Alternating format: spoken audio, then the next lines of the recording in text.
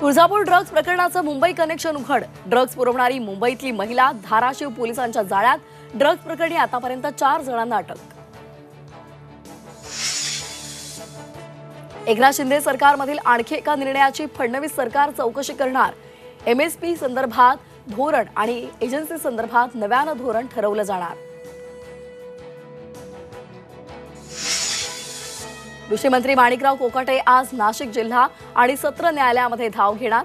अतिरिक्त न्यायालयाच्या निर्णयाविरोधात माणिकराव कोकाटे करणार अपील। काँग्रेसचे प्रदेशाध्यक्ष पदाचा पदभार स्वीकारल्यानंतर हर्षवर्धन सपकाळ ऍक्शन मोडमध्ये। मुंबईमध्ये आज आणि उद्या बैठकांचं सत्र।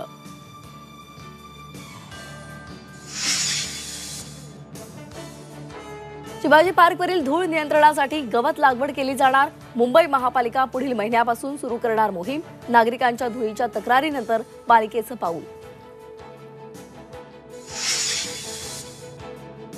मुंबईतील न्यू इंडिया बँक प्रकरणातील आरोपी हितेश मेहतानं 2 ट्रस्टला पैसे दिले।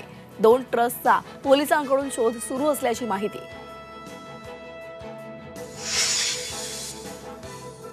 तेलंगणच्या नागर कुर्नूलमध्ये भुयारामध्ये अडकलेल्या 8 जणांची अद्याप सुटका नाही। लष्कर आणि एनडीआरएफ कडून बचाव कार्य सुरू।